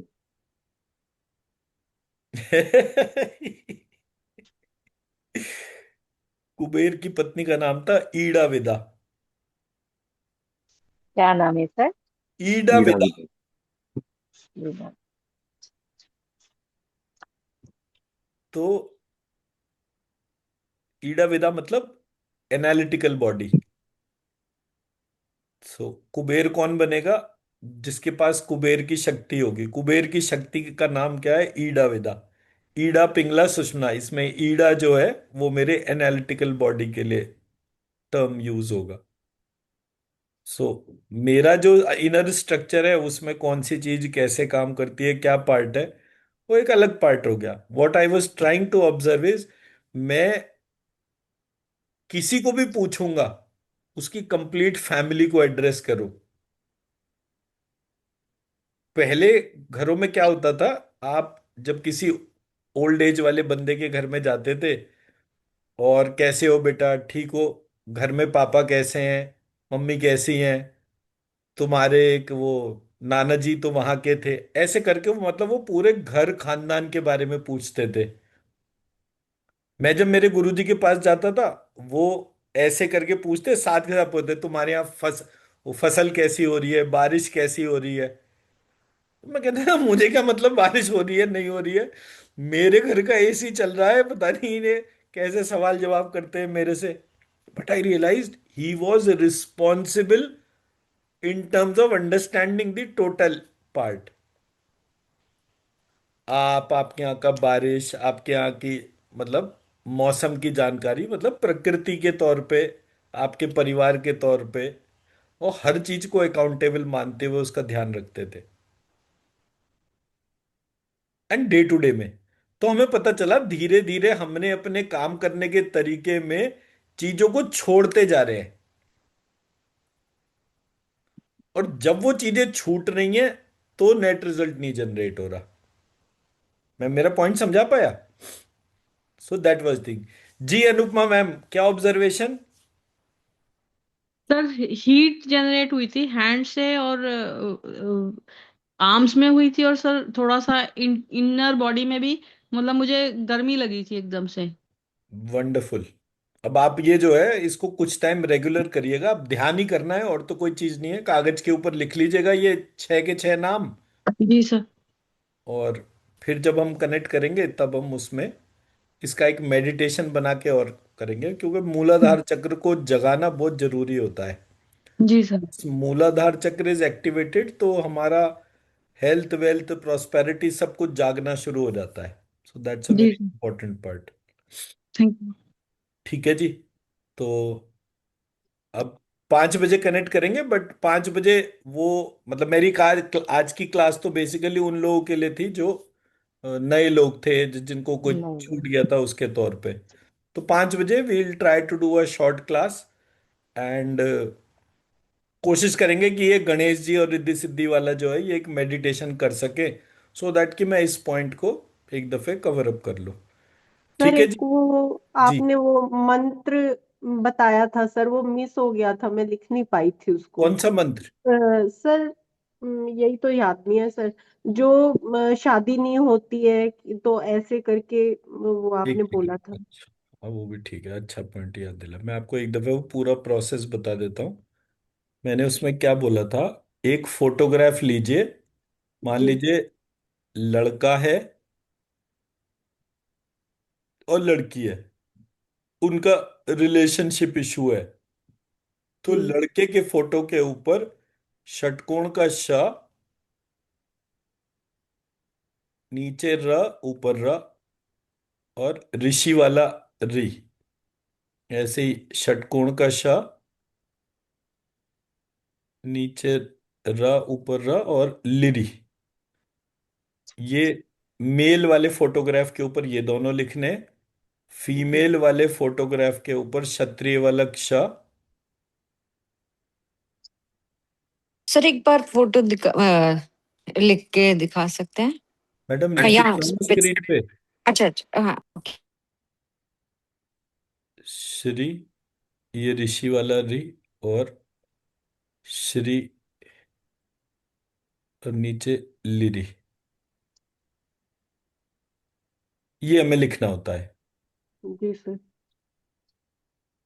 मान लीजिए अब ये रिलेशनशिप इश्यूज के तौर पर है। अगर मेरे को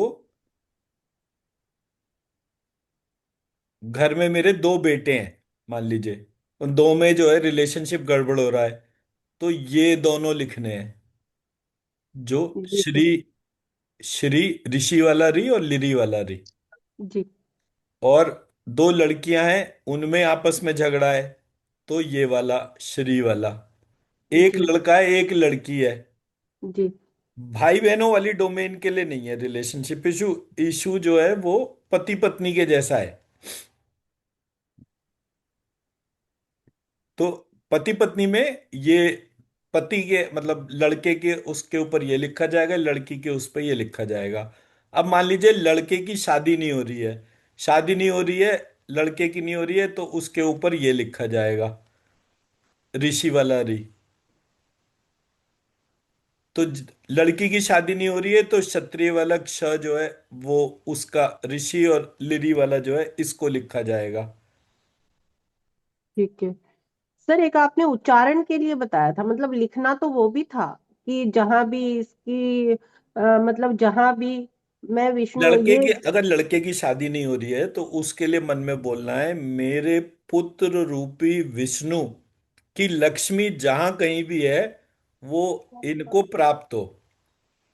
लड़की के अगर शादी नहीं हो रही है तो मेरी लक्ष्मी रूपी कन्या, इसके विष्णु जहां कहीं भी हो इसको आकर लेकर जाए। ठीक है।